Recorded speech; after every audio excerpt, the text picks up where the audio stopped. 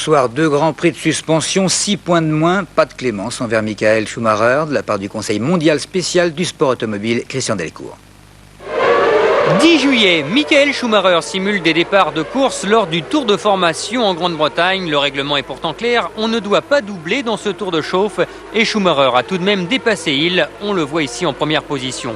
Sanction dans le Grand Prix, ce drapeau noir qui disqualifie normalement le pilote fautif, mais Schumacher ne s'en occupe pas, il s'arrêtera en fait quelques tours après pour une pénalité de 5 secondes incroyable. Les commissaires ont alors revu leur sanction. Mais cette histoire a donc irrité le pouvoir fédéral. 26 juillet, nouvelle sanction.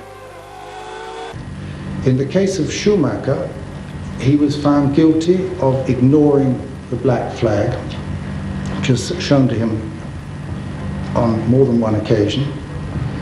He loses in any event his points from the British Grand Prix because having been shown the black flag, he should have stopped and that would have been an end of his race. In addition to that, he has been banned for 2 races. He's got a 2-race suspension. 6 points donc de perdu au classement pour Schumacher et 2 grands prix de suspension juste avant le Grand Prix d'Allemagne, plus 2 700 000 francs d'amende pour Benetton, des sanctions sévères. Mais le pilote devrait faire appel de cette décision et dans ce cas, il pourra courir dimanche. La pêche à présent avec les professionnels de l'Île-Dieu qui acceptent finalement de n'embarquer désormais qu'un seul filet par chalutier. Nouvelle règle proposée par le ministre hier. Et puis côté blocage des ports, le gouvernement français estime inacceptable celui d'Hendaye par les Espagnols. Espagnols qui ce soir ont annoncé la poursuite du blocus de la côte atlantique chez eux. Bruce Toussaint.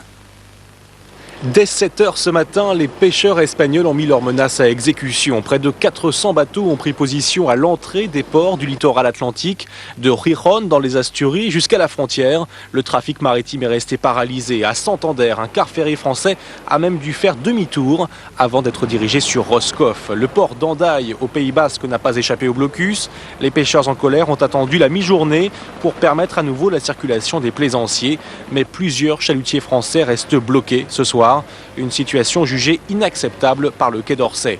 En face, les pêcheurs de thon espagnols maintiennent donc leur pression. Ils protestent toujours contre l'utilisation par leurs collègues français de filets illégaux et ils demandent que les inspecteurs européens puissent confisquer ces filets trop longs. Le ministre espagnol de la Pêche a réuni cet après-midi autour de lui les représentants des gouvernements régionaux afin de trouver une solution au conflit. Mais la réunion n'a abouti qu'à un appel aux pêcheurs pour qu'ils reprennent la mer. Le Rwanda avec l'horreur liée à l'épidémie de choléra et ses victimes par milliers, mais aussi l'espoir avec en principe les systèmes américains de purification d'eau qui devraient être opérationnels d'ici 48 heures. De 200 000, la capacité en eau atteindrait ainsi les 400 millions de litres par jour. En Bosnie, les Serbes accusent les musulmans d'avoir utilisé la route qui traverse l'aéroport de Sarajevo pour des transports d'armes. Conséquence, ils annoncent la fermeture de cette seule route d'accès à la capitale bosniaque. Bref, menace de nouveaux sièges. 15 blessés dans l'explosion à la voiture piégée contre l'ambassade d'Israël à Londres. Patrice Desmazeries. La voiture piégée était garée derrière l'ambassade d'Israël près du consulat. L'explosion a été particulièrement violente. Elle a été entendue à plus de 12 km. Il était 13h10. I was on the telephone and suddenly there was an enormous bang and my ceiling just completely came down. Tout le quartier de Kensington a été aussitôt bouclé dans un rayon de 400 mètres, le temps pour la police de vérifier si une autre bombe n'avait pas été déposée.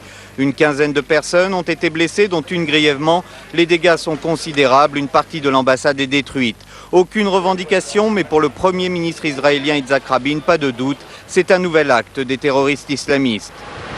We face terror activities against Israelis, against Jews, against moderate Arab and Muslim regimes, against whoever supports the peace all over the world.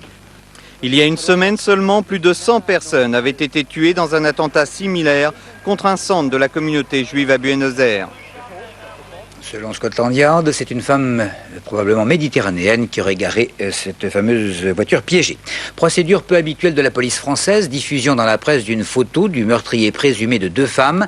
Il avait été filmé alors qu'il retirait de l'argent d'un distributeur automatique avec la carte des victimes. Plusieurs dizaines d'appels de particuliers aujourd'hui ont été reçus par la brigade criminelle.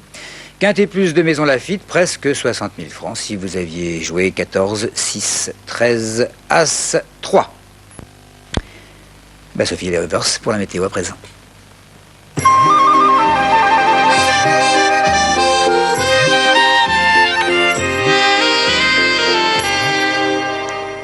Demain matin, le temps sera variable sur la Bretagne. Des résidus nuageux pourront donner de rares averses sur la Franche-Comté et le nord des Alpes. Partout ailleurs, il fera beau. L'après-midi, le ciel se couvrira sur la Bretagne et le Cotentin, avec localement quelques bruines. Sur le reste du pays, on profitera de belles éclaircies, voire d'un franc soleil sur le pourtour méditerranéen. Quant aux températures, elles seront stationnaires. Elles varieront de 20 degrés à Brest à 34 degrés à Toulouse et Clermont-Ferrand. Il fera 31 degrés à Paris. Voilà donc pour l'essentiel. Dans quelques secondes, soirée Apocalypse Now. Vous restez sur Canal, bien sûr.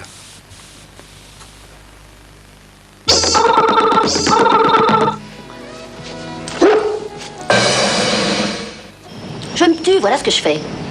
Et si je me sens pas mieux, je le tue aussi. En Amérique, tout le monde s'entretue à tour de bras. C'est le sport national numéro 1. Il n'a rien d'un être humain. C'est une espèce d'animal. Plus fort que la fiction, le fait divers. Méfiez-vous d'une femme jalouse. Une tendre épouse peut parfois se métamorphoser en tueuse. Combien tu en as mis jusqu'à présent? 2 grands flacons. Je t'aime à te tuer, mercredi 3 à 21h. Attention cauchemar, surtout si vous avez un bébé. La main qui berce l'enfant est la main qui gouverne le monde.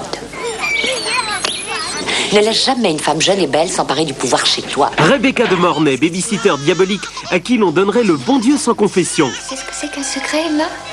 Oui, c'est un machin qu'on doit répéter à personne. Ou bien on meurt. Claire, est-ce que ça va? Crise d'asthme. Il n'y aura jamais qu'une femme dans ma vie.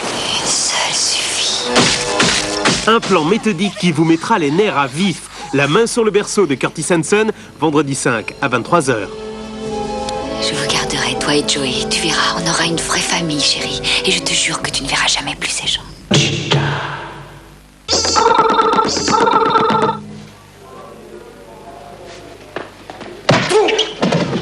Il y a 2 choses avec lesquelles on ne plaisante jamais ici à Dickstown, Monsieur Kane. La boxe et les paris. Où comptes-tu trouver 500 000 $? Dans ta poche. Allez, vas-y! Arcade sourcilière explosée, uppercut sadique et combat sanglant. Il a 720 000 $ sur son compte. Ce genre d'information peut vous coûter la vie. James Woods, entraîneur de boxe, prêt à toutes les arnaques.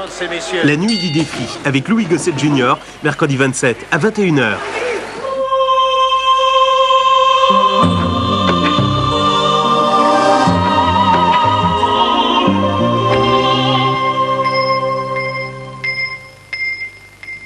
Cinéma, cinéma, cinéma, cinéma, cinéma, cinéma, cinéma, cinéma, cinéma, cinéma.